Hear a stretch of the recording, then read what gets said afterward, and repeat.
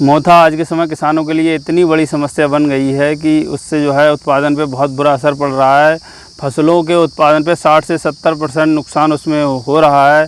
तो नमस्कार किसान भाइयों, बहुत बहुत स्वागत है आपका मेरे YouTube channel best farming with Krishna में। मैं हूं आपका दोस्त कृष्णा।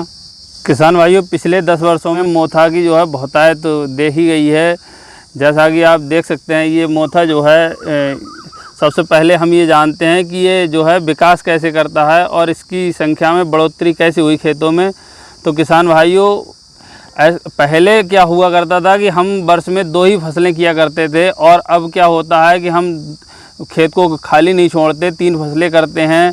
किसान भाइयों, जहाँ तक मेरा अनुभव है तो जिस खेत में गर्मियों में वर्ष भर सिंचाई होती है और ख़ासकर गर्मियों में सिंचाई होती है, उस खेत में मोथा जो है बहुत जल्दी से ग्रोथ करता है।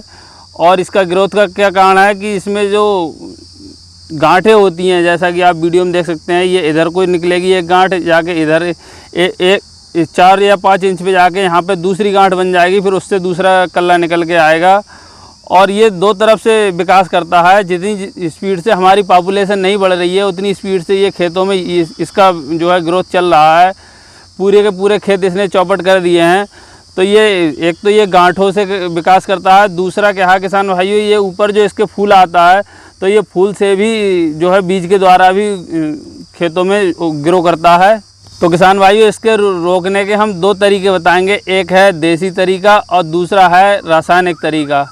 तो सबसे पहले हम देसी तरीके की बात करेंगे। तो किसान भाइयों, हमारे बुजुर्ग कहा करते थे कि जेठ के महीने में यदि कठिया हल से खेत को गहरा जोत दिया जाए तो जो है दूब का और मोथा का नामो निशान ख़त्म हो जाता है। लेकिन हम बुजुर्गों की बताई हुई बातों को अनदेखा कर रहे हैं, और कुछ कारण ऐसे भी हैं कि उस समय केवल 2 ही फसलें हुआ करती थी, और आज के समय में हम जो हैं कभी खेतों को खाली नहीं छोड़ते, जो है लगातार फसलें किए जा रहे हैं। तो किसान भाइयों, जेठ का मतलब है जून का। तो जून के महीने में अगर खेत की हम गहरी जुताई करेंगे मिट्टी पलट हल से या कठिया हल से, कठिया हल उसे कहते थे वो देसी हल के लिए, ये जो है काठ का बना हुआ होता था, उसमें लोहे का बड़ा सा फाल लगा हुआ होता था।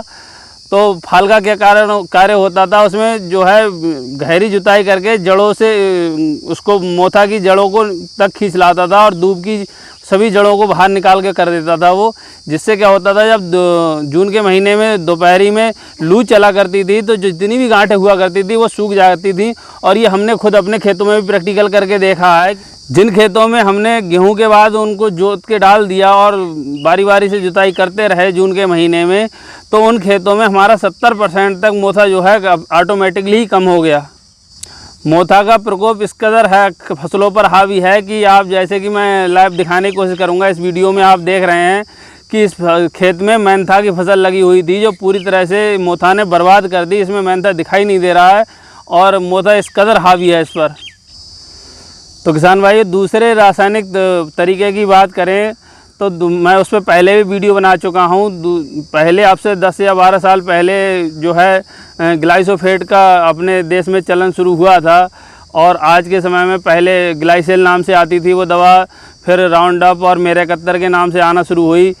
तो किसान भाइयों, मैंने जो इतनी भी दवाओं का प्रयोग किया है उनमें मुझे सबसे अच्छी लगी मेरा 71। तो इस दवा को लगाने के लिए क्या क्या सावधानी बरतनी है, पूरा वीडियो देखें तभी समझ में आएगा। किसान भाइयों, मेरा 71 का स्प्रे करने से पहले हमारे खेत में भरपूर मात्रा में नमी होनी चाहिए, और जो मोथा जो हमारा खड़ा हुआ है वो उस लास्ट स्टेज में नहीं होना चाहिए, मतलब ग्रोथ के लास्ट स्टेज में नहीं होना चाहिए।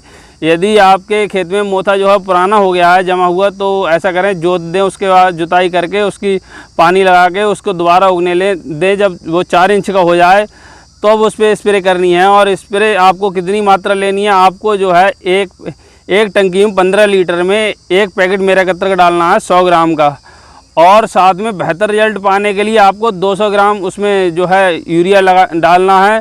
जिससे क्या होगा कि जो उसकी काम करने की स्पीड है वो बढ़ जाएगी। बिना यूरिया के 1 महीना लगता है, लेकिन ये जो है आपका 20 दिन में पूरी तरह से खेत को साफ़ कर देगी। अब ये काम कैसे करती है दवा, ये जो है दवा जो है सिस्टमेटिक होती है। तो ये जो है पत्तियों से ऑब्जर्व करके ये धीरे धीरे यहाँ से पत्तियाँ से सूखती हुई आती हैं यहाँ से यहाँ पे, और ये जो है गांठ जो है इसकी गांठ ही गल जाती है। आप देखेंगे 1 महीने बाद तो ये गांठ ही गल जाएगी दवा लगने के बाद। और इस तरह से हमारा ये पूरा पौधा जो है समाप्त हो जाता है। 20 दिन बाद आपको पूरा खेत पीला नज़र आएगा। और जो दवाई होती हैं और हर्बिसाइड आप इस्तेमाल करेंगे तो उससे क्या होता है, ये ऊपर ऊपर सूख जाएगा और गांठ ज्यों की त्यों बनी रहेगी। किसान भाइयों, मेरा 71 दवा का स्प्रे करते समय जो है उसमें चिपको या शैम्पू को मिला लें, जिससे आपको फ़ायदा क्या मिलेगा कि जो भी हम दवा इस पर स्प्रे करेंगे उस पत्तियाँ जो हैं उसको आराम से पकड़ लेंगी, जो वो दवा हमारी बहकर पत्तियों से नीचे नहीं जाएगी। किसान भाइयों, मेरा 71 के बारे में मैं एक विस्तृत वीडियो बना चुका हूं, जो पिछले वर्ष उस पर 40,000 के करीब लोग देख चुके हैं उस वीडियो को। तो उसका लिंक मैं डिस्क्रिप्शन में दे दूंगा, अगर आप चाहें तो उसको देख सकते हैं किस तरह से इस्तेमाल करना है उसके बारे में।